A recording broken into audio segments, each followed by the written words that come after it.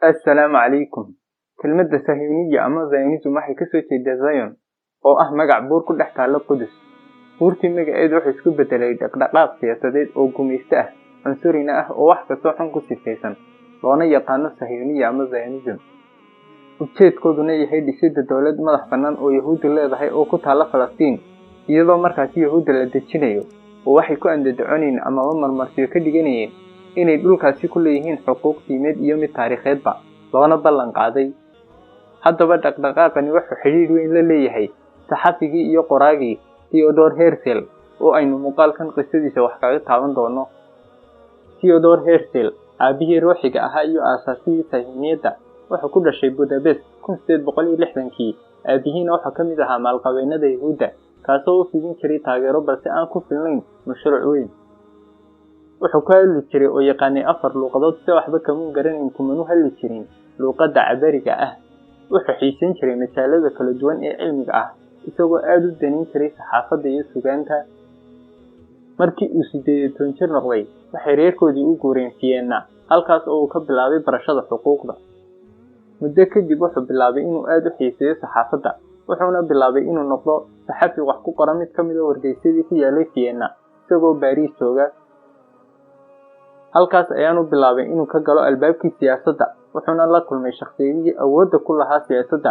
Hogaamiyayaal iyo ganacsayaal badanna xidhiidho fiican ayuu la yeeshay.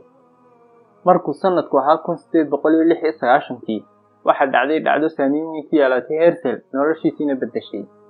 Dhacdadani waxay ahayd in sarkaal Yahuudi ah oo ka tirsanaa ciidankii Faransiiska lagu eedeeyay inuu siraha dagaalka u gudbiyo Jarmalka, iyadoo lagu xukumay xabsi laguna jeesjeesay. Arrintani Theodor Herzl waxay beddeshay siyaasad ahaan iyo fikir ahaanba, oo markaas ayuu bilaabay inuu wax ka qoro qadiyadda Yahuudda iyo inay u baahan yihiin dowlad madax bannaan. Wuxuu aad uga fikiri jiray shay xal u noqon kara mushkiladda Yahuudda, kaasoo aan ahayn ku dhex meeraalaysiga Yurubta bari iyo ta galbeed ee loolanka dhaqaaluhu ka dhexeeyay Yahuudda. Herzl wuxuu yeeshay afkaar iyo aragtiyo awood leh oo cadcad, kuwaasoo ka dhex muuqday buuggiisii dhagax-dhigka u noqday dhaqdhaqaaqii Sahiyuuniyadda.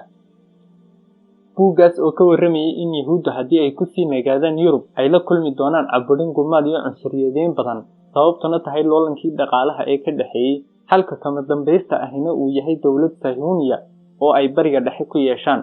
Herzl wuu ku guulaystay fikradiisii oo buuggiisii wuxuu saameyn weyn ku yeeshay Yahuuddii.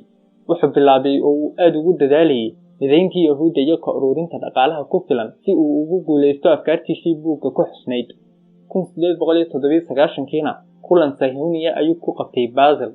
Kulankaas oo uu ka yidhi, halkan ayaan ku aasaasay dowlad Yahuudiya, waxaana loo doortay hogaamiyihii ururka, calankoodii iyo heestiisiina bartaas ayaa lagu sameeyey. Kulankii kadib Herzl wuxuu bilaabay inuu la kulmo madaxdii Yurub si uu ogolaansho iyo caawimo uga helo. Caqabadii ugu weyneyd oo markaasi haysatayna waxay ahayd dowladdii Cusmaaniyiinta oo markaasi Falastiin gacanteeda ku jirtay. Sidaa daraaddeed Herzl wuxuu la kulmay qaysarkii Jarmalka oo ay isu dhawaayeen Cusmaaniyiinta. Wuxuu u soo bandhigay afkaartiisii, qaysarkiina wuu ku raacay, balse wax ballanqaad ah umuu samayn. Aakhirkii Theodor Herzl wuxuu la kulmay Suldaan Cabdilxamiid oo waagaasi ahaa khaliifkii Cusmaaniyiinta. Wuxuu u soo bandhigay qadiyadiisii iyo inay ka caawin doonaan deymihii faraha badnaa ee lagu lahaa dowladda Cusmaaniyiinta. Balse suldaankii Ilaahay ha u naxariisto wuxuu si adag ugu hal celiyay ereyadiisii caanka ahaa ee taariikhda galay. Wuxuu yidhi, anu ma bixinayo taako in layg oo ka mid ah dhulka Falastiin, maxaa yeelay waxaan iska leeyahay maaha, ee waa dhul ay leeyihiin ummadda Islaamka ah ee Ilaahay dartii ugu soo jihaday dhiigoodiina ku qubtay. Ha iska haystaan Yahuuddu lacagtooda. Maalin maalmaha ka mid ahna haddii ay baaba'do khilaafadu, markaas ayuunbay qaadan karaan Falastiin. Intaan anigu noolahayna marnaba yay ku riyoon.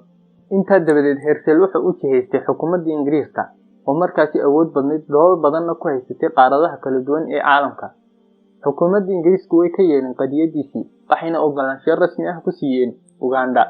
Herzl wuu ka aqbalay, waxaanu is yidhi intay bal arrimuhu hagaagayaan si ku meel gaadh ah Yahuuddu ha u dagaan Uganda si ay uga badbaadaan dhibkii Yurub ka haysatay, balse Yahuuddu arrinkaasi way ka diideen.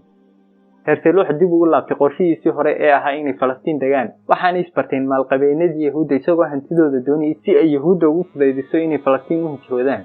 Inkasta oo aanu ka helin lacagtii uu rabay, balse wuxuu yaqiinsanaa inuu mashruuciisaasi maalin uun hirgeli doono. Herzl muu ahayn mutadajin oo wuxuu ahaa Almaani, gabadhiisuna waxay ahayd Nasraaniyad. Ubadkiisiina markii dambe diintii hooyadeed bay raaceen. xasuus qorkiisina mar isagoo iska hadlay waxa yidhi waxaan ku qasbanaaday anigoo weligay tukan inaan salaadii iigu horreysay oo ah salaada Yahuudda ku dhex tukado kulankii oo waxay iga ahayd iska dhaadhicin.